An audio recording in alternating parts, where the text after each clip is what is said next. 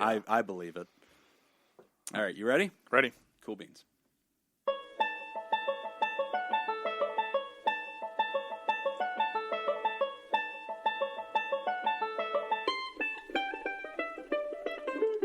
From fabulous Las Vegas, Nevada, this is Pod Therapy. Real people, real problems, and real therapists. You can submit your questions anonymously at podtherapy.net or email us at podtherapyguys@gmail.com. Another $40 million has been added to the construction budget for the new Las Vegas Raiders Stadium. Sounds like a lot, but to put that in perspective, that's only about 6 weeks worth of hair gel for Jim. And now, broadcasting from the churn, that guy's Dr. Jim Jobin. I'm Nick Tangeman. It's time for some Pod Therapy. I'll have you know let's hear it. I use Spiffy Pomade from Old Spice. I don't use hair gel anymore. Oh, okay. I'm very proud of it. But it's really funny because I specifically have to use whatever the heaviest duty like duct tape is of a product because my stuff it just turns in an afro. Right. It has to be like tamed. I know it's got to take a lot to maintain that Darth Vader helmet that you got. Yeah, it's glorious. I've trimmed it. I just got a haircut. Thanks for noticing, Dick. You never compliment It looks me. exactly the same. It's different. Sure, It I does. didn't style it any differently. What do you use? You know what? What do you use? Do you use hairspray? Oh, it's commercial time? Yeah. Who's your supplier of hair product? It is Pete and Pedro. Pete and Pedro. Pete and Pedro. Yep. When your hair is a mess, call Pete and Pedro. Available at PeteandPedro.com. .com. You use Pete and Pedro. Okay. They'll show up at your house. Pete gives you a cut, Pedro gives you style. Yeah, every morning. Does your haircut need a Nice happy guys. ending? Pete and Pedro. Kind of creepy. But your hair looks fantastic. Thanks, Pete and Pedro. PeteandPedro.com. Yes. Well, good. New sponsors of the show. And before we introduce our guests, I want to make sure that we take a second to acknowledge you went down to, I believe the place is pronounced Nolans. Did you go there? You went to Nolans? I did. I had a great time. Yeah. Good. New Orleans is awesome. You It was went to fun. Nolans with your buddies. Yep. That's Had very my cool. had my beignets. Jacob's already throwing shit at me. So hey, I went to Rhythm Kitchen before the Mind Noodler, and that's a Louisiana restaurant, Yeah, yeah. and I had a beignet for the first time. It was delicious. Say that word again. But is it beignet? There you go. Did I get it? Beignet? Beignet. Yeah, look at me. Not a beignet. Yeah, no, I said I had beignet. A Bennett. Okay, Bennett's? yeah. Really hit that last T. Right. Yeah. It's really good. Yeah. It's beignet, like that Yeah. kid that disappeared. Was that? Ooh, No, that that just was brought Sean. Is everything. that not beignet? That got quiet To a quickly. I think that was just quiet out of confusion. People are You mean just- that pageant kid that got Yeah. kidnapped and Jean killed? Benet. Jean Beignet. Yeah. Yeah, Ramsey. So how was New Orleans? Jesus. Did you eat any alligator? No. I had some gumbo. I had some really good gumbo. Okay, cool. It was amazing. But it was mostly food and alcohol. And it was Okay. great. I did do the World War II museum. Oh, good. Yes. I still have not done the World War II museum there. I hear it's just fantastic. That's though. definitely all day. Yeah. Okay. That's huge. Yeah. And that's in the city itself? Yeah. Okay. Yeah, What it's is the downtown. French Quarter? Why do they refer to it as a quarter? Is it a quarter of the city? Like 25% of it is French? Why do they call it that? It's just the area. Oh. Yeah. Okay, so it's like a neighborhood. Weirdly, the French Quarter, none of the architecture is French. Yeah, it's all Spanish. It's all right? Spanish architecture. Oh. Because it used to be French, and then in one of the fires of New Orleans, it burned down. Oh, wow. And when it burned down, the Spanish happened to be occupying the city at that They time. rebuilt and it. So they rebuilt it in Spanish Wow. architecture. So it's like the party area of Nolans? Yeah. Oh. Part of it is, yeah. Frenchman Street. Like Bourbon Street and everything is in the French Quarter. Yeah. Oh. And then we went down to Frenchman the first Yeah, night. good. Frenchman Street is great. Oh, that was so much Frenchman fun. Street is kind of the adult Bourbon Street. Right. Did you get any beads? No beads. Oh. So you didn't live. That's No. cool. I'll give you some beads. So we've got guests. We've got guests here with us in the churn as we're recording. If you want to hear more from them, of course, you should go down to patreon.com/therapy and give us a buck. But let's introduce our guests again. Madam, what is your name? Andrea Anderson. Hi, Andrea Anderson. And you are all the way from Chattanooga, Tennessee. Yes. And you are a supporter of the show. Yes. I believe Thank you're you. a Therapod, aren't you? Yes. That's actually your fantasy football name, too. Yes. It's Therapod Andrea. Keep it simple. Yeah, that was pretty. Yeah, that was really good. Keeping it simple. That was right. So, We're not the guys to judge creativity. no. We had this idea for a podcast about therapy, and we named it Pod Therapy. On the way to the studio, on day one. That was We literally hand wrote it on the first script. How did you find us? How did you find Pod Therapy? I found you guys through Hey Scoops. Damn You it! guys It's came on. always that. I just really want somebody to be like, I listen to a lot of Jeopardy. But here's the crazy thing. I did not find Hey Scoops through Penn. I found Hey Scoops through Piff. Oh, is that really? right? So I'm one of the weird ones. Wow. Okay. That's a different little No, arrangement. it's we did a thing last year. We did a big data collection thing last year, and it turns out only about 40% of our current listeners found us through Penn, I think. Oh, wow. Or maybe it was 60. Maybe it was 60, and then 40 didn't find us through Penn. It was something Okay. like that. And then 40 just Okay. through, they either got obelsked or they just Yeah, through other through things. the ether. Oh, wow. Very cool. Yeah. Well, good. Well, I'm glad that you stumbled upon us and you decided to stick it out with us. Why did you decide to put up with us? I had a long drive. Yeah. And I just 100% of our listeners Said- are like, I literally had nothing else. started on episode 1. I got all day. I remember subscribing to this thing like a year ago. I've hit every other podcast. Let's give it a try. Oh, and you started at episode 1 too. That's rough. Did you really? You've listened to the back catalog?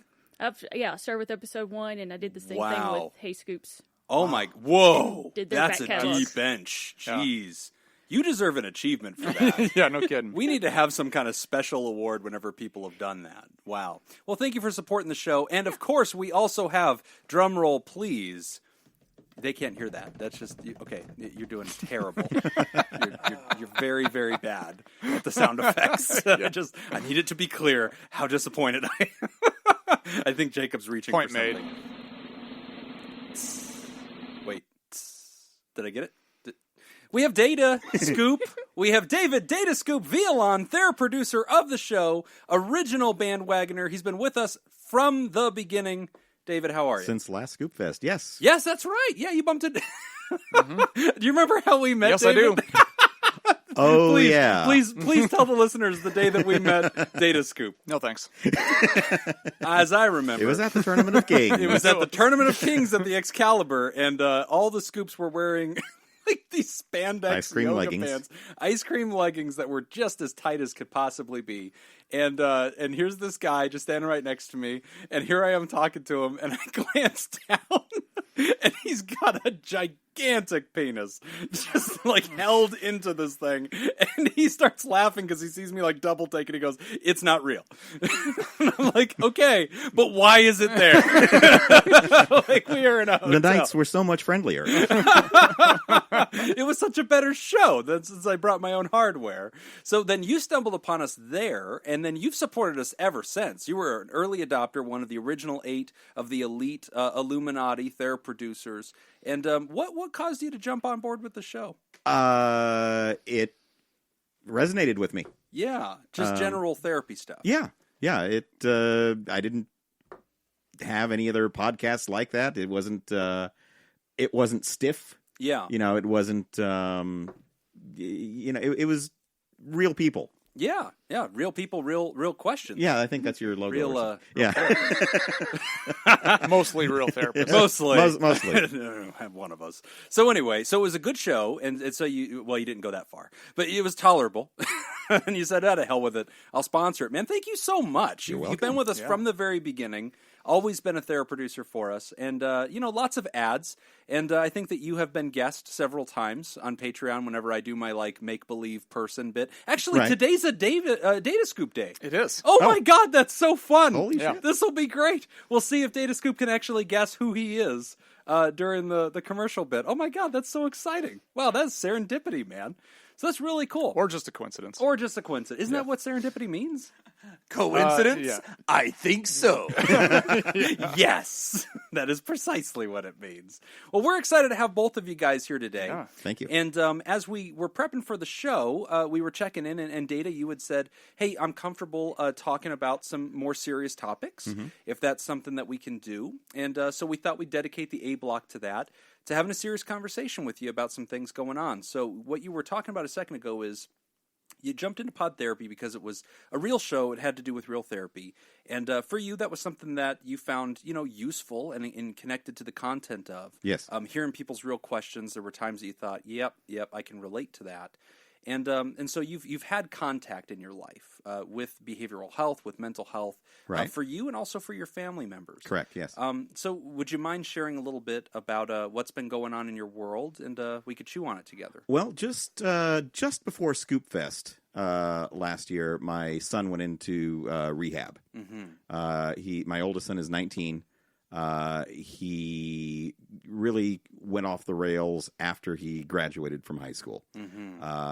He had a part-time job. He had a little bit of money and all the time in the world to himself for a while there. And he started using meth. He started using cocaine, and everything just went off the rails within a couple of months. It got really bad. He was punching holes in walls. He wrecked my car. And he finally agreed to go into rehab just a little bit before Scoop Fest. Wow. So I was dealing with that while up here at Scoop Fest. So that's one of the reasons that the therapy show appealed to me. Right. It was topics that I found useful. Questions that actually really helped. So that's why I jumped on the bandwagon to sponsor you guys, because it actually really did make a difference. Oh, Yeah. great. That's awesome. Thank you. So in the past year, so on the way up here, I got a text as I was driving that he relapsed again. So this is now, in the past year, the fourth time he will be going into a residential rehab situation. So it's been a very rough year, because the first time, you go through it, you make plans, you think things are going to be okay. He even relocated geographically to get away from some of the people that were, his so-called friends who kind of led him down this path as well. But the problems followed him. Yeah. So he went to live with his aunt back in Tennessee. He was there for about 4 months when we learned he had relapsed again. She found him passed out on the floor of her house. She started going through his phone. Apparently he'd robbed a drug dealer while he was out there. She was getting physical threats against her. So she put him on a plane and called me, said, "Hey, you got to go pick him up tomorrow morning at 8 a.m. That was my birthday. Oh my gosh. So that was, I convinced him to go back into rehab again, got him a bed in a rehab, while I was driving down to the airport. Wow. He went through that again, went through a 30-day program, went into a sober living situation after that, and was making some progress, got a part-time job at Del Taco, and then 4 months later, he relapsed again. That was my Father's Day weekend. Wow. So, yeah, timing on this has been Right. really exceptional. Yeah. Yeah. That's the world of addiction. Yeah. Yeah. Yeah. Jeez. And he was out. I was talking with Jim about, I'm getting really nervous about October because that's, traditionally that's the pattern that he's established, is about 4 months, is when things go off the rails. And so as I was driving up, I got a phone call from the house manager at the sober living that he was living at that said, "We got to kick Nick out. He's got to go back in. He's either got to go back into residential rehab, into a more controlled environment, or he has to leave, one of the two." And I found out that he had failed 2 drug tests, the past 2 drug tests, and on Friday, the 13th, he'd taken 10 sleeping pills. So he passed out, fell down the stairs. Wow. And I'd really thought that this time he was doing better, because he'd put on some weight, which for somebody who is abusing amphetamines, Yeah, that's a good sign. That's a good sign. Yeah. Except this time he tested positive for opioids. Yeah. Oh. That's a whole nother level now. So I don't know which ones. I don't know how much. Right. And I'm just wondering, how long does this treadmill go on? Right. Yeah. Yeah. And that's something that we've had a lot of experience with working in rehabs and especially working with family members because it's incredibly stressful. And it's one of those things where the way that we have treated addiction has changed a lot in the last 15 to 20 years. It used to be back in the day, it was treated just as kind of a personal defect. We take this person, we put them in, a 30-day rehab, and then they should be good. And we kind of have to expect this cure. We expect okay, we did this, then therefore it should be good. Then we're done. As we continue to learn more about the brain and addiction and how those two are connected, it's really changed fundamentally how we treat addiction, because now we're looking at it as a chronically relapsing condition. Yes, and right. as a result, it changes how we treat it. A good example of this. So obviously, one of the things that's really important is to be able to establish for the individual, the addict, to establish some kind of therapeutic relationship, healthy relationship with their therapist, with the provider. We've actually found that is one of the best predictors of long-term success. And the reason why is because if we were to kind of I'm going to try to do this through an audio podcast, but to kind of graph it out, right? Right. Is when they're in recovery and they're doing well, if we put that kind of up at the top of the graph, and then as they start to relapse, because relapse is a process, not a single event, right? So ultimately the drug use itself is they started relapsing long before that, right? From some trigger. Yeah. Yeah, and it could be multiple triggers. It could be just little things small little things that start to get their day off just a little bit. And they don't rely on their good coping skills. Exactly. Yeah. So I always like to use an example of a 0 to 10 chart. So I would actually do this a lot with a lot of our clients when we talk about relapse prevention, is to be able to identify landmarks along the way. So if we look at relapse as a 0 to 10, and 10 is the actual use. So that's when they go back to using. Right. If they don't recognize landmarks until they're at a 7, 8, or 9, it's too late. So it's almost hard to stop it's kind of like a snowball rolling down a hill, right? Whereas if we're not recognizing, it's easier to stop the earlier you stop it. Yeah, if we can stop it up at the top, but that's the difficult part, is being able to recognize it. The really small things.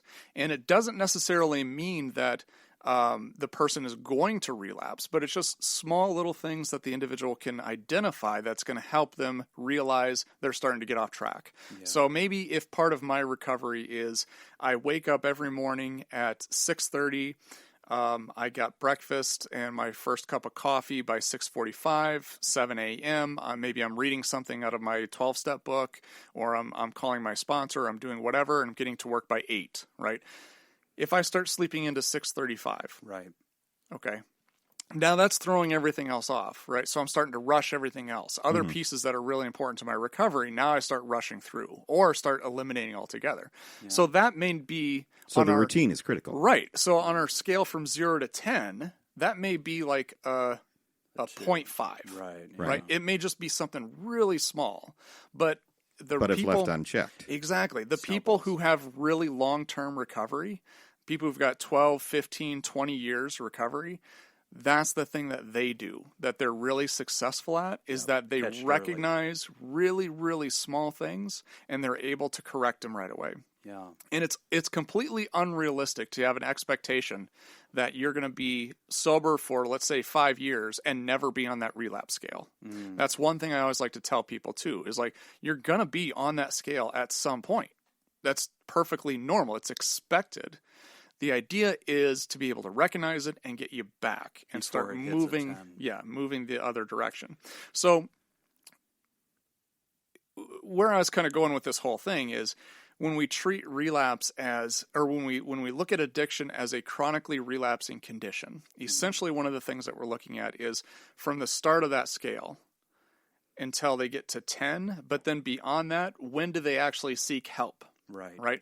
Yes. The longer that distance is, the more lethal it is. Yes. So if somebody uses, but they don't actually seek help until 2 months later, 3 months later, They 4 go on months a later, run. yeah, the longer it gets, the more dangerous it is. Yes. So one of the most important things that I used to do working in a rehab was making sure I'm establishing good rapport and that people feel comfortable talking to me, because I want that person to not feel like they can't come back. I Yes. want them to feel like That'll save their life. right, exactly. If we can decrease the amount of time from relapse to seeking help, if we decrease that, then that gives us a greater opportunity to intervene, right? So then Right. relapses don't have to go from the top all the way down to hitting rock bottom. We can kind of catch, we can get them back on track. Right. Well, the thing that worries me about this is that, yeah, we caught it within a week, but only because he was living in an environment where he was Right. being tested 4 days a week. Accountability. Exactly. So it's Right. other people catching it, not him. Yes. Right. And that is definitely a concern. And that's one of the things, hopefully, that when he gets back into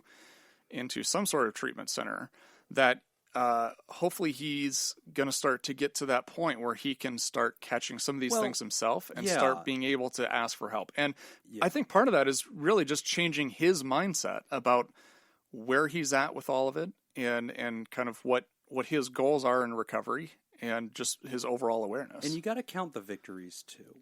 Whenever we hear that somebody has gone through 4 episodes of care, it's a tricky thing. There's actually a lot in the news right now about this. Vox, you and I were talking about this when we were playing golf. Vox, VOX, is doing this whole series on just the insanity cycle of trying to do addictions treatment and how depleting it is on the families to watch this person go through this over and over again. Yeah, And it's brutal. It's brutal, Yeah. And not to mention financially draining. It's terrifying. And as Nick and I were talking about even that reality, we were appreciating together how complex this is. Because to us, knowing how to treat this and having seen people be successful with it, part of what we're looking for is what Nick talked about. We say this to our patients all the time. The test of recovery to us is not how many undefeated days you have in a row necessarily, though that's very important. It's how many days off the wagon do you allow before you get back on.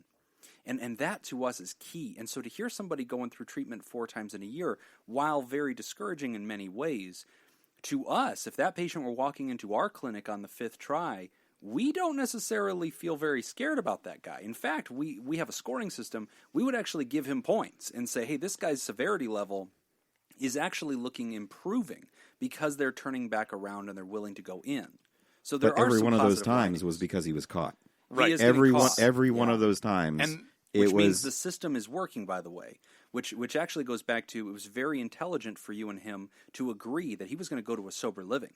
A lot of families say, oh, you can come back home. no. And that was so intelligent No, for you to provide that accountability. He Well, has and he has also- a younger brother. He was putting him in danger too. right. Can't I mean, have the it. other side of that, on the positive side of that is, I mean, yes, he's being caught, but he's also allowing himself to remain in these situations where he's going to be caught. Yeah, because he could run. I mean, he could just not be in there. I'm terrified that that's going to happen at any minute. Right. So Sure. right. But I mean, that's the good thing is, I mean, so far he is staying in those situations. I mean, that's great. It really is a positive marker. As discouraging as all this is, we all know that there are lots of stories of it being orders of magnitude more dangerous. And so the one encouraging thing I'm hearing is, A, he's returning to treatment multiple times, which means at the back of his head somewhere he's allowing for this. Okay. And then B, he's having some measure of sobriety, which means we're starting to see a taste of the cure. We're starting to see days pile together where mentally he's choosing to be sober for himself, even if over time he doesn't have the coping skills to maintain that. Now, what about switching from amphetamines to opiates? That doesn't startle me so much, and here's why. A lot of people, and we've got, Nick and I have heard this so many times, where we've had people relapse in our sober living, the first one that we ran together, and they might relapse on something and they go, guys, that's not my drug of choice, right? Mm-hmm. Like I relapse on liquor, but as you guys know, I'm a heroin guy. And to us, we're like, it doesn't matter, because like to us, it's not that novel that you just took pills that you could get that would make you feel good. Okay. So my guess is he probably didn't relapse on heroin, if I had to guess, unless he also popped positive for meth, then I would think maybe it was a mix. But I believe it was pills. I don't have that clarification from the house manager yet, but I believe it was pills. and he would have to tell them that because we don't have a test that will tell us is it pills or is it heroin, unless we're Right, doing it just shows up as the blood opiates. test. Yeah. So it would have come up as opiates, and our guess is usually going to be pills, and it's usually just because those are everywhere. And at some point, that usually starts that scale of relapse that Nick was talking about, which is you have a buddy at work who's like, "Hey, I have some in my pocket if you ever need to just get through a shift," and that starts the wheel turning. Yeah, all of a sudden there was his EBT card went missing. Yeah. So that was Nick and I have seen that a really big countless red flag. times. He bought food for somebody else and traded it for drugs or something like that. Right. And to kind of go off of what Jim said, I think the part that I would probably disagree is where you said that that's maybe where that relapse process started. I would say, no, the relapse process started long before that. At That the may lower be- end of that scale. Yeah, I mean, and that's the number one thing that I think most people in early recovery mistake is when I actually would sit down and work out, we would create a relapse chart, and what they would identify as a 1, I would say, no. When you see that, you're probably closer to a 7. That's right. We're talking really, really small stuff. Right. But going back to his motivation for change, so that's one of the things that we assess readiness for change. And the point that I always like to make, too, is that motivation is motivation, whether it's internal or external. Ideally, we want internal motivation. So that is, I'm doing this or I'm going through this change for me, for something that I want to do, as opposed to external motivation is I'm doing this because I feel forced to, either by family or by the Department of Corrections or by somebody else who's holding me accountable. Or I don't want to be homeless. Right, exactly. So to start with, external motivation works fine. Mm-hmm. Ideally, in treatment, what we want to do is we want to change that motivation from external to internal. And that's when we really start seeing a lot of positive change. Yeah. It's kind of the difference between running because you're being chased versus running because you enjoy running. Right? If I'm running because I'm being chased, then that means I will run until the fear of whatever it is that's chasing me is gone. Right. And then I stop. And that's one of the biggest things that happens with people who go into recovery because of external motivation. If that motivation doesn't change by the time they leave treatment, they'll stay in recovery until that fear goes away. And fear always goes away. That's one thing that's really interesting about the way that our brains work is we have the ability to rationalize fear. Yep.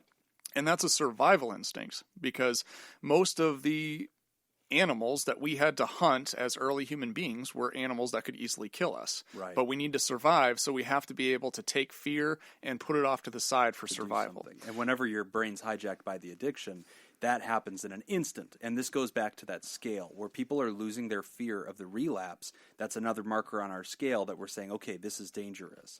So, I guess the message that we're trying to combine to say here is, as long you said that he is re-entering treatment. He's supposed to go back into residential rehab on Monday. As we are sitting here, I just got a notification on my watch that he called for an Uber. Okay. I don't know why. Okay. So right now, I have no idea what's going on. Right. Wow. So actually, I want to capture that moment.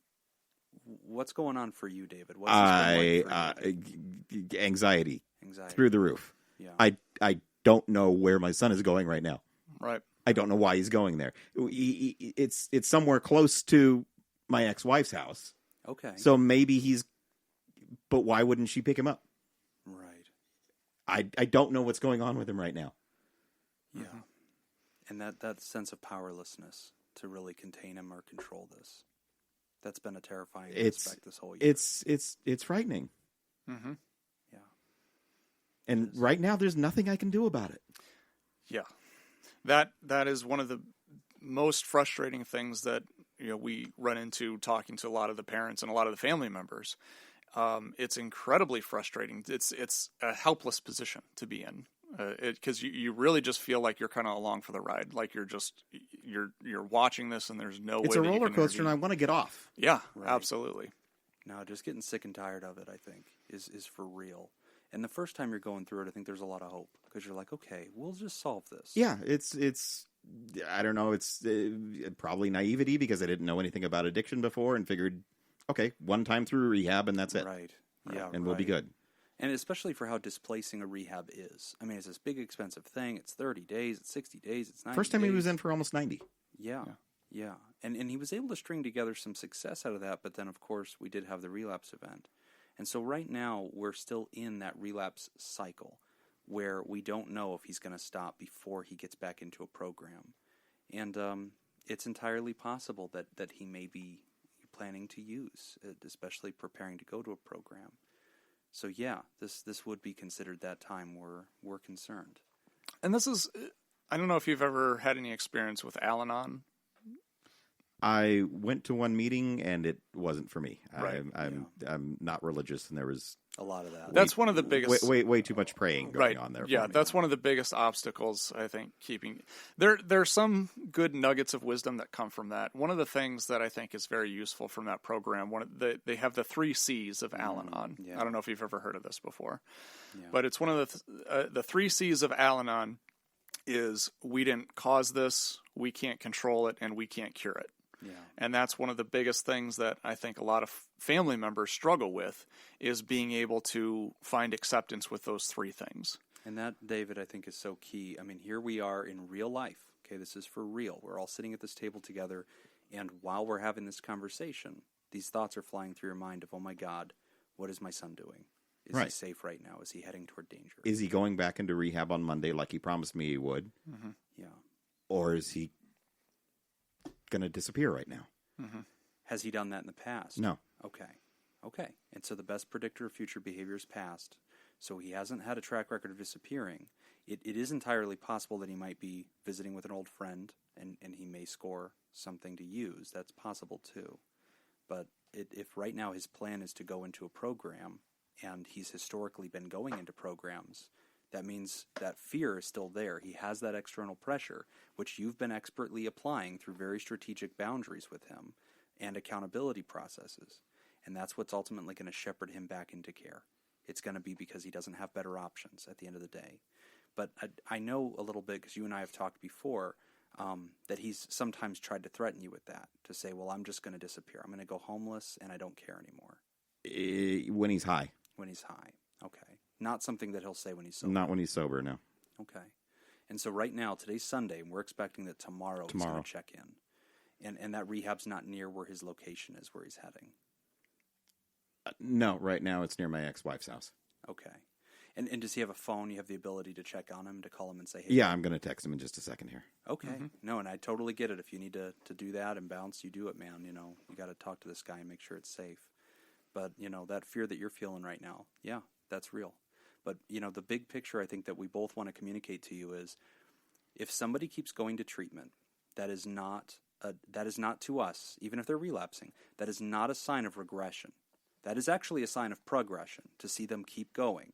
Even if they're flunking out of sober livings and going back to the right level of care, we're playing the long game to us, okay? And so we're very used to that. In fact, the data, I think, says that the average episodes of care before somebody finds long-term sobriety, which we consider 5 years or longer, is, I believe it's 6. I believe it's 6 episodes of treatment, isn't it, Nick?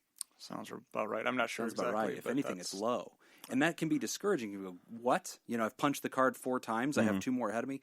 That obviously is an average of some folks getting it in 1 and some folks getting it in 19. You know, like it averages together at about 6, which is to say that very few people just get it, especially in year 1, and he's relapsed 4 times. But the fact that the majority of his year has been spent either in a treatment program or in a sober living, to us is tremendous evidence that, generally speaking, he's pointing in the right direction. He has had more days sober this year, more calendar days sober, than intoxicated and using. Yes. That is progress. Yeah, and I think the biggest thing, I mean, to give you some feedback and some advice right now, I think the biggest thing that you could do for yourself right now is to continue to remind yourself of those positive things as well, because right in this situation, when it gets scary and you get worried, it becomes very easy to focus on those negative things. And It's hard to focus on anything else. Yeah, absolutely. No. Yeah. Well, I think definitely follow up with them, man, and you know, you're doing that, and you should. Okay, so this is where you want to impose accountability. Hey, I see this. I see what you're doing right now. I need to know what's up, and you know what? Asking for that and imposing yourself on it, I think, is key. So we're with you, David, and that'll be something that we continue to discuss throughout the hour. And if we can be helpful, we're going to do it live. Okay? Thanks. Absolutely. All right, my man. All right. Move on to it? Yeah, well, we're going to take a quick break, and when we come back, we'll discuss setting boundaries. You're listening to Pod Therapy. Well, this week's Theraproducer sponsor happens to be David Datascoop Violon. David may or may not know this, but he was actually born in May 6, 1856, and he is an Austrian neurologist and founder of the psychoanalysis tradition, a clinical method for treating psychopathology through dialogue between a patient and a psychoanalyst. If you know who David Datascoop Violon is, that historical psychological figure, and also founding partner of unconscious therapies and subconscious therapies, and his key theory, which identifies the ego, the id, and the superego, you can go to patreon.com/therapy, and you can let us know in the comments section if you think you know who David Datascoop Violon is. And you can also join us and support the show at patreon.com/therapy. We're back. You're listening to Pod Therapy. Our next question is about setting boundaries. All right. So this is going to be, I think, a very prescient question. And as we're moving on to this, I noticed that you did send that text. And so starting that conversation with him right now. Both to him and to my ex-wife to Excellent. see if she knows why he's near the house. Very smart. Okay, good. And if you need to bounce and start getting on the phone, man, you do that. Okay, family first. All right. So this question is titled, Should I Cut My Dad Off? Hi guys, I wanted your opinion on this. If pardon me for using the incorrect term if I am, but I want to ask a question. Am I crazy for cutting my dad out of my life? I've tried several times, and something always keeps pulling me back into what feels like a toxic relationship. My parents divorced when I was around 2 years old, and I have no memory of my parents together. Growing up, my dad was more like my best friend. He would take me along when he wanted to party with his friends, often bought beer for me and my buddies, early high school age about that time, and allowed us and encouraged us to use drugs. We grew apart after I left for college and got out of town on my own, but I would hear from him about once every 6 to 24 months or so. The calls would start out normal, but it would eventually turn into a pity party and sometimes asking me for money or groceries. I opted for the groceries to not feed his various drug habits. He would always complain about never spending enough time with me or my half-sister from his first marriage, and I would always reassure him that he did the best that he could. But I feel like this was because it was what he wanted to hear. I never really believed it when I said it. Recently, he told me and my half-sister that he was going to leave the country for a few weeks and wanted me to keep some of his things for safekeeping. I had my doubts about the validity of this story because I know he's never been good with money and lacks discipline to save for a trip like that. Turns out I was right. My sister caught him saying something to a woman on Facebook that he was still in the state, and they should get together. He was always one to jump in and out of casual relationships, so my suspicion is that he was trying to just get laid. My sister's mom was the one to tell me that my sister found this out and that him lying about his travel really upset her. This was the final straw for me. I made a fairly sanctimonious Facebook post about how I thought he was pathetic and that I was cutting him off for good this time. I blocked him on all social media accounts, blocked all known numbers in my phone, and asked my wife to do the same. I was hoping there was some advice that might help me not fall back into letting him in. My biggest struggle is that my wife and I have a daughter that is most likely going to be his only grandchild. He's seen her twice in the 6.5 years she's been alive. The kiddo wasn't even old enough to remember him the first time. Am I wrong for not addressing this with him before cutting him off? Would one more chance really do any good? Hoping you guys can help me make sense of this. If you decide to use this for the show, feel free to cut any of this out for time and content. Nope, we left it all in. Thank you so much for the great work on the show, guys. Anonymous. Well, it's a really prescient question right now, man. You know, Absolutely. Somebody whose family member's going through addiction, and it's a father, and asking that question of when's enough enough? You know, at what point do you cut somebody out of your life because you're sick and tired of the way they treat you? Maybe they're to and fro having to do with addiction. In the writer's case, it's not something that sounds like it's always front and center, but it's something that's been recurring.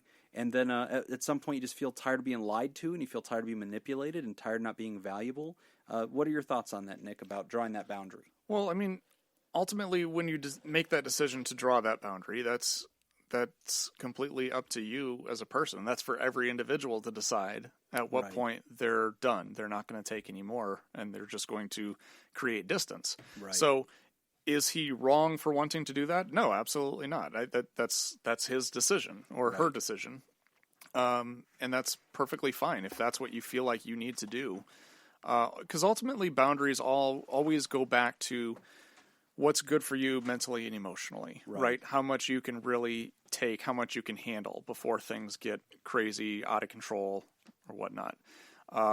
We all have a certain threshold of what we can take. And at some point, we have to save ourselves. Yeah. Right? If somebody is in the water drowning, we want to go help them, but we have to still be able to have some sort of way of protecting ourselves so that they don't pull us under. Exactly. Right? No, that's the perfect metaphor. And we talk about that all the time, about reaching out to help somebody, but being in a position where you're on firm ground. And so, and requiring them to come to you, I think, more than you're waiting out to them. But this is a tricky question. We've had questions similar to this in the past, where people are really frustrated with a family member and asking that question, if I cut this person off, am I punishing other family? Like my kid. Am I punishing my kid so that, I can have some kind of justice with my dad? In this situation, the question I think I find a little bit difficult because it's hard for me to see like a clear and present danger. I'm mostly hearing exhaustion in the tone of the writer. I think the person is just tired of being lied to. I think they're tired of the selfishness. I think they're tired of how unreliable the dad is. I think I think the writer has some pretty big resentments, and that's kind of brought up. Like, this guy was a bad father. He encouraged drug use. He gave us alcohol. He was not accountable. And so I'm really hearing that exasperation out of the writer, but I'm not hearing some kind of clear example of why we need to impose a boundary for safety. Does that make sense? Because usually if we're going to cut somebody off, it's because this needs to happen. Is it a punishment for him, or is it a punishment for dad, or is it something Right. that's needed for your life? Is this justice Right. that you're trying to get across because you want to see dad change? And I get that too. People don't not nothing. change. It's not nothing. Yeah, I mean, ultimately, even if this boundary was set simply out of exhaustion, to me, that's perfectly fine too. Right. We all have our own emotional and mental health needs that we need to make, or that we need to meet, right? Right. And if we're setting a boundary simply because we're just tired and we just don't want to deal with that anymore, I don't see that as being a bad thing. Right. Now, obviously, I think there's a little bit more room to play around with as opposed to a boundary that you're setting for safety reasons. Right. Right. Yeah. I mean, that's a kind of a completely that's a different ballgame. But a boundary is a boundary, and if it's just for your own sanity, your own mental health, I think that's perfectly fine. Oh yeah. No, I mean, we stop doing things all the time because we're tired of them. Yeah. If we're sick of them and it's not healthy for us to do anymore, then we do it. Yeah. No, I think there's a lot of truth to that. And, another thing I think is important here, writer, is let's talk about what a boundary is, okay? A boundary is not a final verdict. A boundary is not, generally speaking, a punishment for the sake of justice. Generally speaking, a boundary says, this is kind of the message I want a boundary to communicate. I am available for a certain type of relationship with you. Okay? And if you want to have that relationship with me, here are the terms of it. And that's not, you have to apologize for the following 10 things and you have to do this or that. I am only available for a certain type of relationship. So that might be, I'm only available for a relationship with you whenever you are sober. And that inherently doesn't mean I need to know that you haven't, drank in the last year. It means I'm only going to be in your presence whenever you are not drinking. And under these circumstances, right? I'm only available for a relationship with you whenever it's about my daughter and we're spending time together as a family. I'm not available for a relationship with you in which I need to do things for you, such as giving you money or doing you favors or monitoring your stuff or facilitating something. I'm not available for a relationship where I'm the loan officer in your life. First Bank of Sun is closed, so that's to me a boundary. And writer, you didn't specify what kind of boundary you're going to draw, but you'd asked, how can I do it? And that's a really good question about how do we kind of mentally step into a position where we start to strategize what that looks like, and also very importantly is about our willingness to do it, because there's nothing more dangerous than not doing it when we said we're going to. Right. And I think the first step actually kind of goes back to one thing that Jacob said, which is understanding your motivation for doing it. Right. If your motivation for setting a boundary is to change the other person's behavior, that's bad motivation to set a boundary. It won't work. A boundary is set for your own personal needs, Yes. It's like what Jim was saying. I'm setting this boundary because this is not healthy for me. Or as Jacob was saying, well, I just don't want this anymore. Right. Right. It's all about the boundary has to be about you and not as a way to get somebody else to change. Yes. So that's the first step. I think the second thing too is whatever boundary you set, you have to make sure that you have the ability and the willingness to enforce it. Yes. Because it's better to have no boundaries than it one is you to can't have a enforce. boundary that you can't enforce or Right. that you won't enforce. Yes. Because essentially a boundary is teaching somebody about you. Right. It's about what you can, who you are, Right. What you're willing to tolerate and what you're not. And it's not about trying to control another person. Right. It's about just setting a boundary and saying, this is the consequence. If this Right. happens, I can't control what you, Jim, do. Right. But if you do this, this is going to be the natural consequence. Yes. So I'm just letting you know this is what's going to happen. That is the boundary. And if Right. that consequence isn't there, if that boundary is not set there, Exactly. then they will learn a great deal about you. Yeah. Yes. And one of the things... One way or another, they're going to learn about you. You draw red Exactly. lines and then you wipe it away in the sand. It ain't Exactly. going to work. And that was one of the things I always use this example too when I used to do groups because we always had this rule. It's amazing how adults, when they get into like a treatment setting, will do anything they can to get out of a group. Oh my And gosh. using We've been lied to so many times. Oh, my tummy Well, no, but- hurts. Okay, well, it will hurt in the room. You go sit gonna on the hurt. couch. I don't feel good. Okay, wrap in this blankie Right. and go sit down. Yeah. I'll have a nurse sit next But, to you. You're coming to group.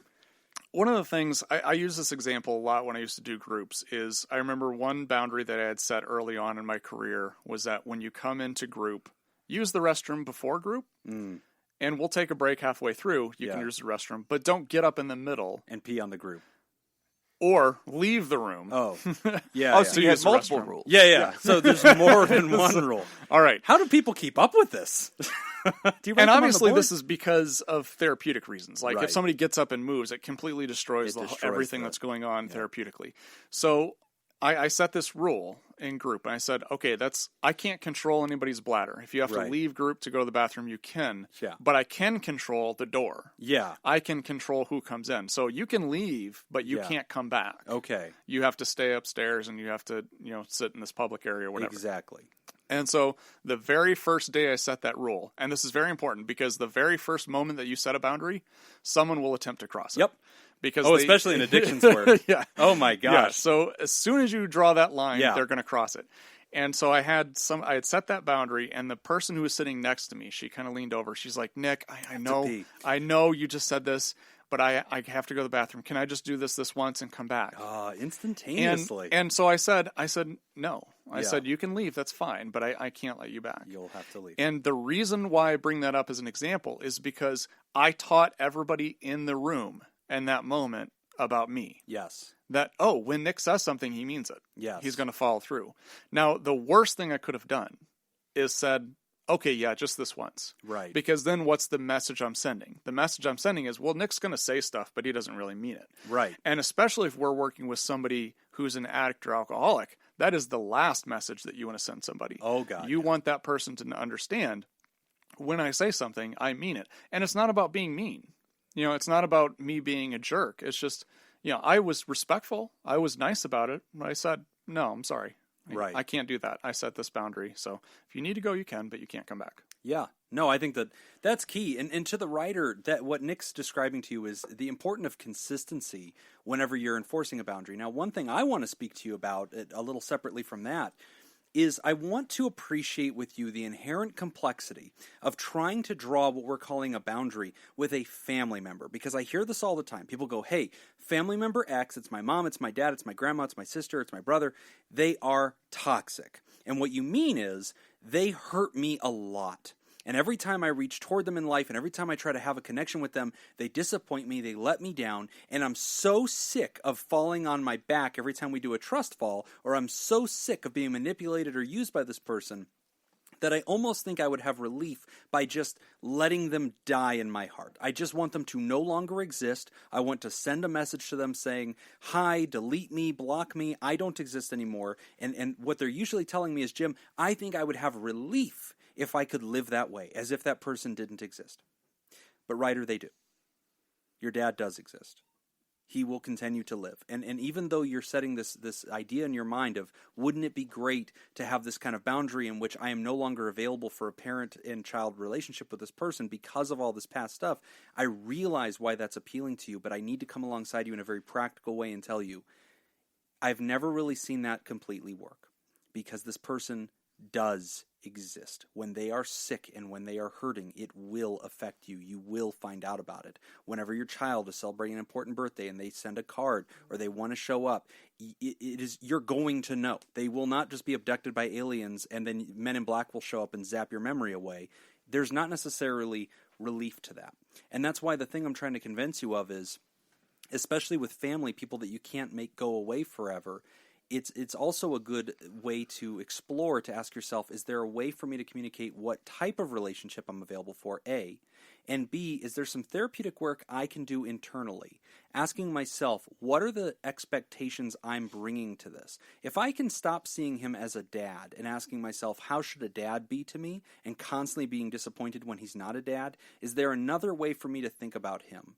Is there a way that I can dial down what my expectations are, go through my own healing and address my own resentments that might give me some kind of mental freedom and emotional kind of peace that I'm no longer having that expectation? Does that make sense, Nick? Like, there's something powerful about knowing the truth about who this person is. Like, if you know your family member has schizophrenia, and you go, okay, that's what they have. Or if you know your family member has the disease of addiction, okay, that's what they have. And you might still have boundaries and accountability with that, but at least it gives you some measure of mental peace whenever they don't live up to the expectation. That it's not an excuse, but at least it orients you to what's happened. And I think there can be some personal work that can be done for the writer, because if we just either try to delete dad from your life or just impose a boundary to give you a sense of relief and distance, we're not also appreciating the complexities of what you've lived through.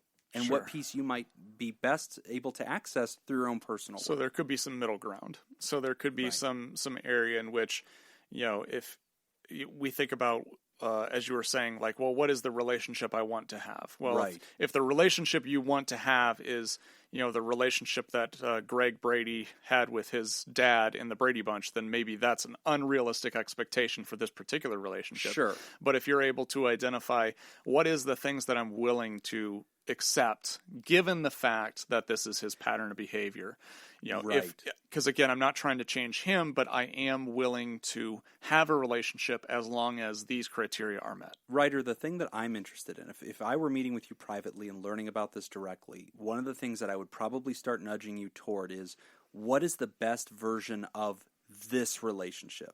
It's not going to look like your buddy and his dad. I want to know what's the best version of your relationship with your dad. Why? Because I want you to have your father to some small measure. And I also want to create some armor on your heart so that you can't be hurt as deeply by him. And I also want to create a realistic expectation. But it's not usually my encouragement to delete the person from your life, unless they really are in a place where they are taking money, hurting you. Like, then it's like, okay, I want a boundary of peace for a while in distance. But it's a higher threshold for me, again, because I'm appreciating the reality that this is your blood, this is your family.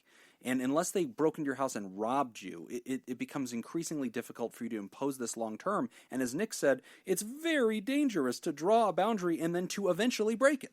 And to not allow that to happen, one of the things I want to do is be realistic about the complexities of this boundary. And so I at least want to do as much personal work as we can to prepare you for what's a realistic expectation. What is the best version of this relationship that can be had? How do we use a boundary that says, this is the type of relationship I'm available for, but doesn't necessarily delete the person from my life? And then how, as Nick said, can we approach that asking ourselves, all right, how do I realistically impose this, not trying to change the other person's behavior, but only allowing encounters that are helpful and good for me? And I think that selfishness is kind of what is needed in this situation, because then we're not available to show up and help them. We're only available for them to come meet us on the shore, and that way we're not splashing out in the water to try to rescue them anymore. Right. So I guess using the drowning example, I'm willing to throw you a lifeline, but you have to swim to it. You got to pull it. You'll meet me where I'm at. Yeah, I'm not going to come out to you and risk my life to save you. Yeah. Great question, man. And, good luck with this. And please, keep in touch. Let us know how this one ends up going, because I think that's going to be key, and I really want to hear the follow-up on it. We have time. Let's go. We do? Yeah. Okay. We have no announcements. All right. All right, we're going to take a quick break, and when we come back, we will answer the question, is pod therapy bad for you? Interesting. You're listening to Pod Therapy. This week's other Theraproducer sponsor is Judy Schneider. Judy Schneider was born September 1913, and she is an American psychologist who in 1955 developed rational emotive behavioral therapy.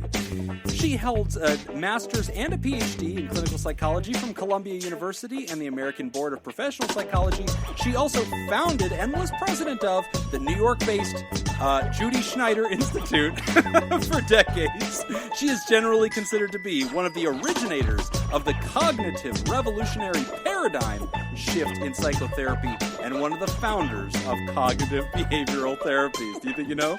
Yes. All right. If you know who Judy Schneider is, you can go to patreon.com/therapy and comment on this episode and let us know. And also, you can go ahead and subscribe to us for as little as $1. And we'll find out in a second if that's even a good idea for you. Again, that's patreon.com/therapy. We're back. You're listening to Pod Therapy. Our next question is pod therapy bad for me? So I'm so glad that we have Andrea here with us because she supports the show and she finally has succumbed to listening to the show. So this is good. This is a good time for us just to process together. If the answer to this question is yes, we can wrap up now. Yeah, this will be our last episode. So you might be listening to the series finale. Let's hear the question. Dear Dr. J and Mr. T. Oh, that's cool. I don't think we've ever been referred to as that, but I like it. Yeah, there's a reason. Yeah, I am a scoop. Of course you're a damn scoop. But I am interested... I love that this thing is written. I am a scoop, but I got interested in pod therapy from listening to Nick's episode of the Who Scoops podcast last month. I just finished listening to the entire pod therapy backlog, and I'm wondering if this is a problem. Let me explain. When something tickles my fancy, I have a habit of diving into it head first and not coming up for air until that thing is done. When I'm watching a TV series, listening to a podcast, reading a book series, or playing a video game, I can't help but let it dominate my life until I've seen, watched, read, or played all of it. I find excuses to squeeze in time to consume the media and often stay up way too late at night as well. This hasn't affected my work or family life that I can tell, other than being tired all the time when I'm going through one of these phases. I do the same thing with food, too. I often say that I have no pizza or all the pizza, for example, but anything in between just feels impossible. The strange thing is that while I'm into one of these excesses, at some point, the staying up late or eating too much starts to feel bad, and I know I should stop for a while. But the very thing that is causing me to hurt is also comforting, so it's hard to go to bed or stop eating or listening to pod therapy. I even used to be like this with alcohol and pot when I was younger, but enough physically painful experiences with those substances has turned me off of those for good. And thankfully, I took statistics and probability courses in college, so I never got started with gambling. I've told myself for years that I have an addictive personality, but after listening to your show, I'm questioning, does such a thing even exist? Thanks for the show and effing you in the face, Creamer Adam Rybikzik. P.S. My last name is spelt just like it sounds. Or is pronounced just like it sounds. Or just like it's spelled. Creamer Adam fantastic. has jokes. So, Andrea, is becoming addicted to pod therapy a bad thing? What are your thoughts? I did the same thing. You binge something. Whenever you're into something, you just go all the way down the rabbit hole. Yes, when I was doing the backlog for Hey Scoops, it was one of those I'd just say, let's not listen to the radio, let's put the earbuds in, drive to work. Yeah. And then you're like waiting for lunchtime because you're like, I want to go for a walk and listen to it a little bit more. I got to pick up all of it. And then all of a sudden, you get off work and you put it in, you go, I'll listen to the gym. Yeah. And then you work out with it. And then you listen to it at home. Nonstop. And then your husband comes home and finds you still with your earbuds twitching in the corner, listening to the show. Yeah. He's like, what are you doing? I can't hear him. Yeah. And I'm in the bedroom, folding laundry and listening to it, not having a clue if I'm getting robbed or not. Oh, my gosh. I have made the mistake of listening to Ice Cream Social while working out once. Okay. I'll never do that again. Oh, yeah? You can fall off a machine. Yeah. Or in the so middle of doing distracting. back squats or something. Yeah. That's not good. Also, I love that this question, which was entirely about us and in no way about Hey Scoops, somehow always comes back to freaking Ice Cream Social. Fantastic, Jacob. Well, that's a longer backlog. You have once again abducted my damn show. I was reading something. What are you talking about? Sorry, I was reading our fan mail, Perfect. Jim. I didn't hear any of that. But that's true. So you binge cycle, too, on content that you like. Yes. I love it. So, Nick, you do that, too? Yeah. I do, and actually, it annoys me that Laura doesn't. Oh, okay. Because when we get into like watching a show, Yeah. like we got the box set of the Wonder Years. Oh, wow. And we've been watching that. Shut up! Shut your mouth! Shut your mouth! Wonder Years is great. Okay. Wonder Years is great. That is a hilarious thing to decide to binge right now, though. Yeah, I know, but it's great. I love that show. what's a Fred But it Savage? bothers me because like we'll watch 2 episodes and then So I'm dreamy. like, He's so good. I'm like, well, let's keep going. And she's like, nah, that's enough for tonight. Oh, And yeah. I'm like, my God, like it's can't taken us. stop. It's like 8 seasons, Yep. and it has taken us 8 years. Yeah. Like we're watching them as they come out. Yeah, the Like, Wonder it's- Years is really how long. These are your Wonder Years. Adam Savage is watching going to the be show. dead by the time we get to the end. I think of it's this. Fred Savage, but keep going. Fred Savage. Yeah, Adam right. Savage is the guy from Mythbusters. That's Adam Savage. Yes. Well, he might be too. Yeah, I Fun guess he fact- might be dead. I don't know. He's run a lot of dangerous stuff. And Yeah. Ben Savage from Boy Meets World is actually Fred's little brother. So, Oh, I didn't know that. yes, very great stuff. Well, we've gotten way off topic. Anyway, the point is, but Back I'm to with Ice Cream you. Social. No, I'm like that too. Like Game of Thrones, we would intentionally not watch it so that it could pile up, and then I'm ready to like, let's go all the way to the. And my wife's like, yeah, we're good, and I'm like, how can you stop? yeah, I can't. Not knowing where this, like, we have to continue until it's done. Yeah. Like, there's not, but I'm like that with music too. Like, when I hear a song that I really like, I will download that song, and I do this all the time. I will listen to it on repeat for days. Like, I do not keep listening to other songs. Like, I only want to hear that song over and over until it's, like, imprinted in my brain. There's got to be something that's- on the bingo card that applies to you guys. Yes. If there isn't, then we need to we yeah. need to add that. I think that that's needs just to go bingo. on the bingo card. That's probably so true. I mean, okay. So to answer Creamer Adams' question, What was his last name? Rubiznik. Yeah, That's how I say it. Pronounced just like it's Yeah. spelled. So I mean, it's pronounced definitely just like it's wrong, spelled. but I Yeah, say I'm Rubiznik. sure. Is there such a thing as an addictive personality? Actually, no, there isn't, because personality and addiction occur in 2 separate parts of the brain. They're not at all related. However, there is such a thing as certain things that exist that would make somebody more likely or predisposed to a substance use disorder later on. So things like, for example, heredity. Genetics Genetic plays factors. a big part of this, and Right. we're as we continue to do research, we're actually learning a lot more about the genetic connection between substance use disorders and the brain. Yeah. So, for example, if you are an alcoholic, or if you're the biological child of an alcoholic, you are 4 times as likely to develop alcohol use disorder as the general population. Now, that doesn't teach us much, because that could be genetic or that could be environment, just being raised by an alcoholic. But where we actually find most of the really good research is from adoption studies. Yeah. So children who were the biological children of alcoholics, who were adopted out and raised by non-alcoholics, it turns out, are still 4 times as likely as the general population to Yeah. develop alcoholism. So there are certain genetic factors that would make it more likely, and we believe that part of that has to do with the number of dopamine receptors on your neurons. So if there's a genetic component there, so if I have a family member that was an addict or alcoholic, it's possible that there's a greater number of dopamine receptors. So these are in the neuron. It's the part that the dopamine binds to that gives you that sense of pleasure. Yes. Right? So there has been some research that has shown that that offspring also contain or have higher number of dopamine receptors. Right. So there's a genetic component to it. I don't know as if it really would apply to binge watching things. I think that could also be explained in a lot of other ways. But here's something I want to say to the writer on this one that I think is actually true. So Nick's right, and this is something we answer all the time. People say, is it true to have an addictive personality? No, not in the sense that you're asking that question, right? Right. But is it possible that I have developed a behavior pattern which predisposes itself to excess? Do I tend to take things way beyond what I need, right? And so will I drink to excess? And there's a lot of folks that would say, listen, I'm not at a place where I'm an alcoholic, but I do have a problem where I don't just have one.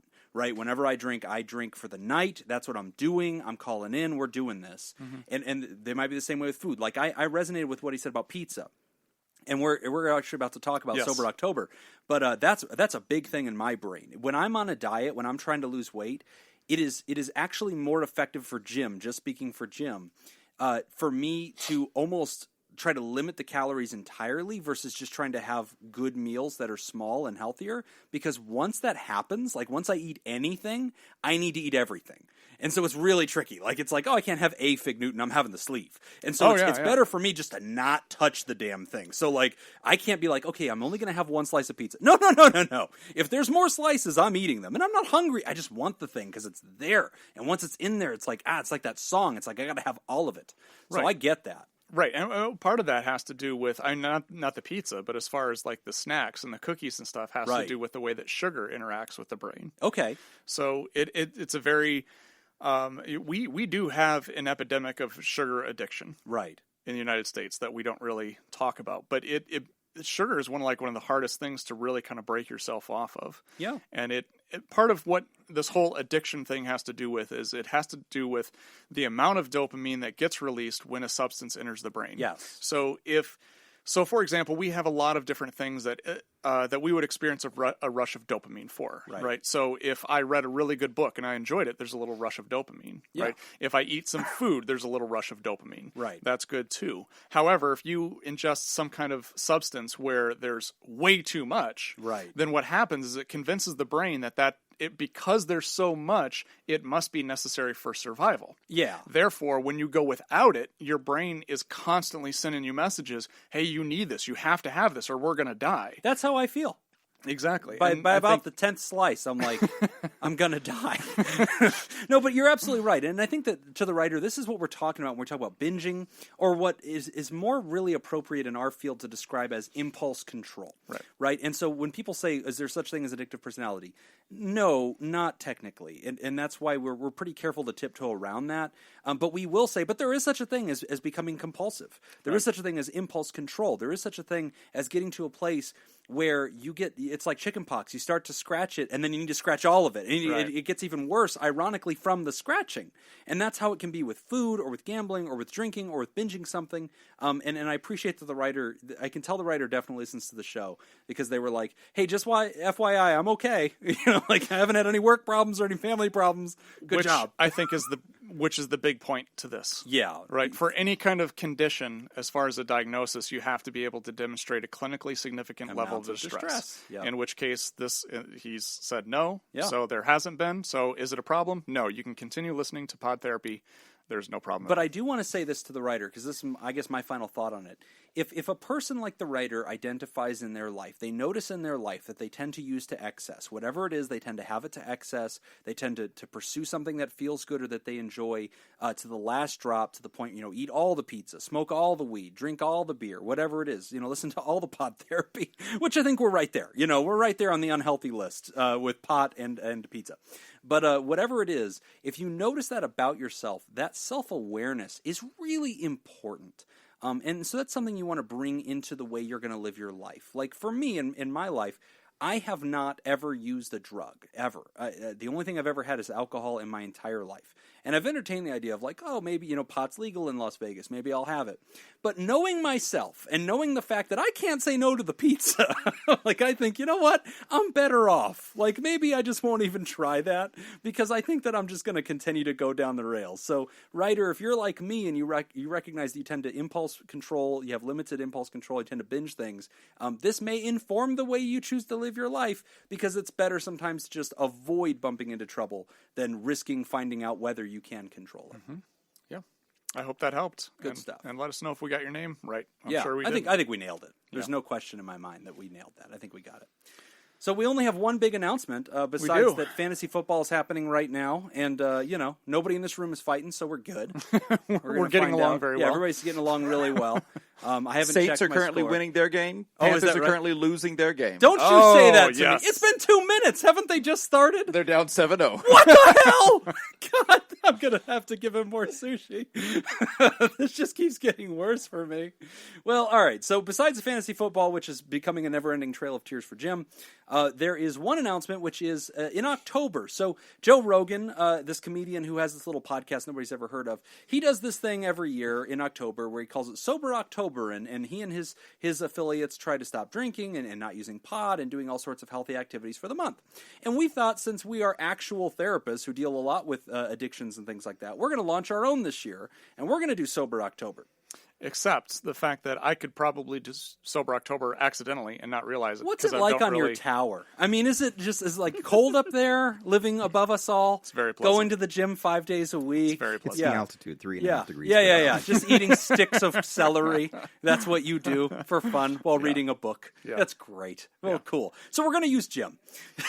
Jim, on have the another other beer. hand, is slumming it down here in the tunnels. So Sober October, Nick and I discussed it, and we said, okay, how can we participate in this, and how can we encourage our listeners to do it? So neither Nick nor myself really have much of a drinking thing. We occasionally have a cocktail. It's not something we really do a lot.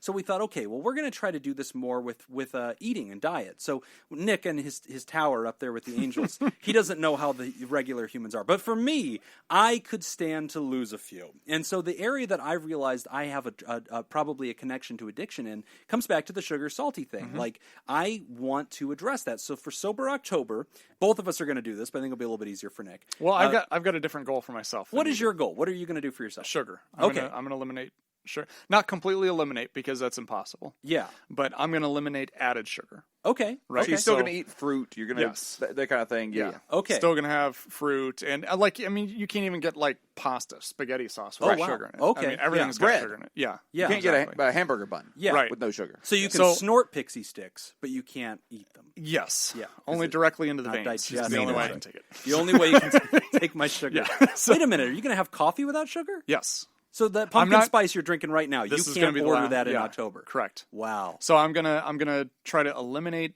adding sugar Okay. to things. If a food has it already, This I'm is not gonna do good. that. No, So- I respect that. That's so actually a gonna good be, goal for you. That's going to be like Yeah. cookies, snacks, stuff like that. Okay. So my October is going to be, I think, a general adjustment of diet, which is I'm trying very hard to stay away from all junk food, all bad things, limit calorie intake, and only eat really nutritional things. Now, I'm not getting too scalpely with the definitions of these things, and I probably will do more work on that as we approach October.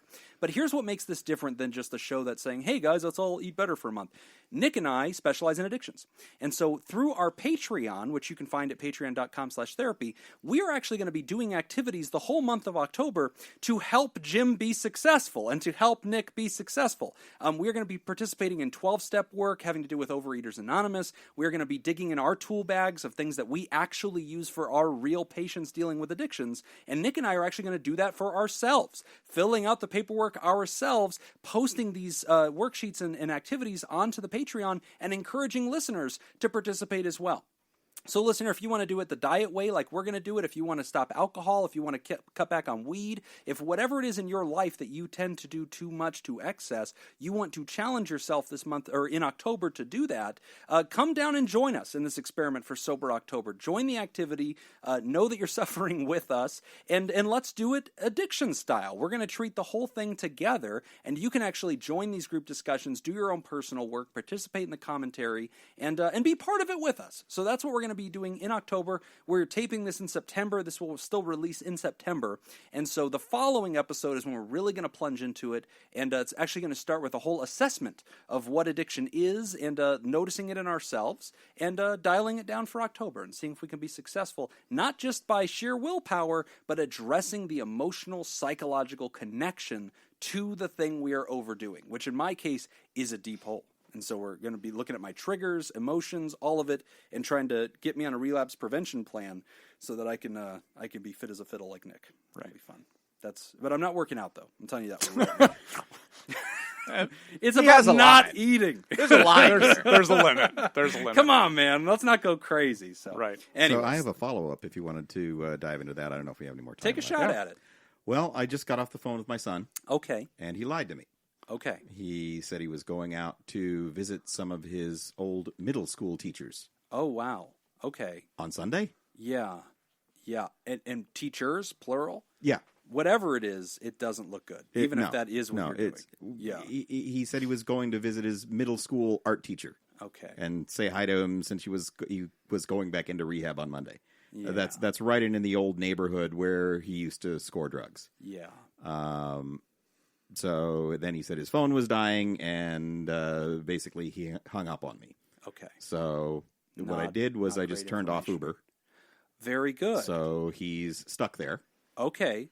He was still waiting to be picked up? I don't know. I know the Okay. last address that he was dropped off at, and it was near his old neighborhood there. Okay. So I turned off Uber. Okay. I texted my ex-wife. Okay. She didn't know anything about it. Got her on board. Got her on board. She's in the area. She's in the area. I texted his counselor, his Very rehab good. counselor, and the house owner, and sent them the Uber map Okay, to let him know where he of is. his last known location. Very good. So she's calling her supervisor right now. I don't know if they're going to, go out there and see if they can find The him. counselor is calling her Yeah, supervisor. but that's where it's at. He lied to me. I tried to call him back, and now he's not answering my phone calls. Okay, and so in the middle of this crisis, which happened live on our show as we were doing this, and I appreciate you choosing to be transparent. We would have never, twisted your arm to do that.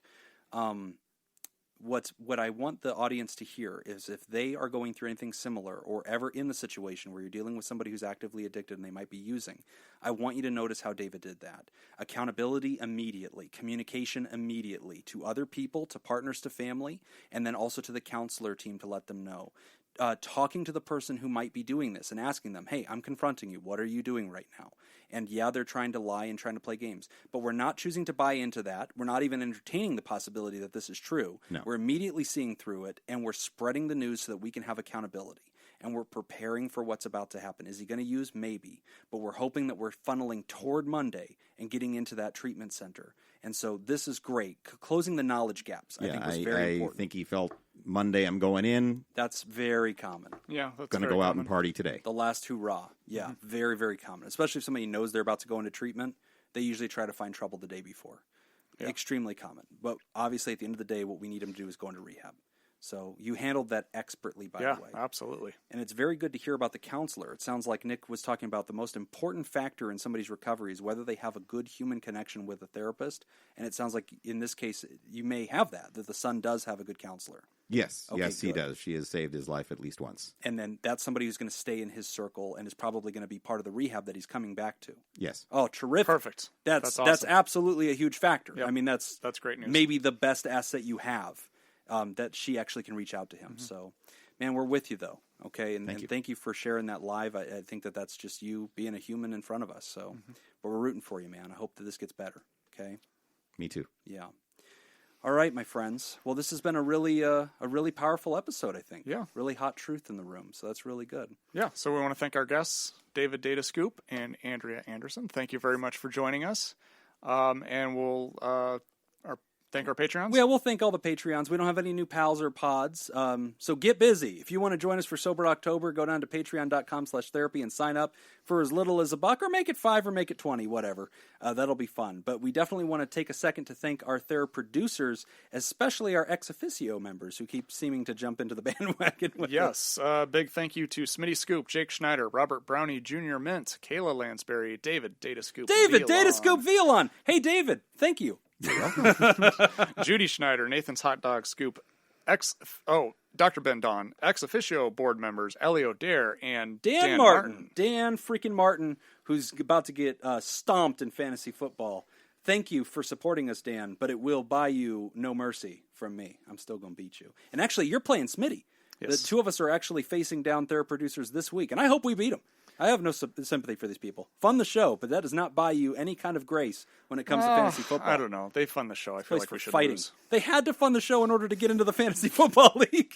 They expect us to take it all the way. Andrea, I smoked you that week, but you still came God, in. he keeps bringing it up, doesn't he? I mean, it's yeah. just, I mean, it's a fact. My noodler. Why are we playing games? It's like, oh, here's Andrea. I introduced I her beat to my I won. wife. Yeah, I introduced her to my wife as the woman I beat in week 1. Yes. It's just, my wife's like, great. That's really nice. What's your name, ma'am? I'm sorry for my husband. Thank you for putting up with him. But anyway, if you'd like to join the show, you can go to patreon.com/therapy and help us make it all happen. And thank you all for supporting mental health. So I don't have a script in front of me, but I'm going to thank everybody that supports the show. Thank you to our landlords, the Ice Cream Social Podcast, who keep showing up in my life everywhere. Special shout out to Matt Donnelly, the Mind Noodler, and to that up-and-comer Penn Jailidi. I hope that things work out for you, bud. You seem like you're heading in the right direction. And thanks to all of you for contributing to our show today, especially Datascoop and Andrea. We really appreciate it. Nick, you have anything else to add to that? If you want to submit your own questions to the show, you can do so. Ask anonymously at podtherapy.net or email us at podtherapyguys@gmail.com. I'm Nick Tangeman. I'm Jim. Thanks, and we'll see you for your appointment next week. Woo woo! Good show, guys. Thank you so much for being a part of it. Yeah, man. Real life stuff. And sorry for Jim. Yeah. He's the worst. I'm just trying. That's what people say about Jim. They say, you know what? He's trying his best. That's just what let I'm him afraid swing of. at it. I'm afraid this is your best. This is 100% of what I've got.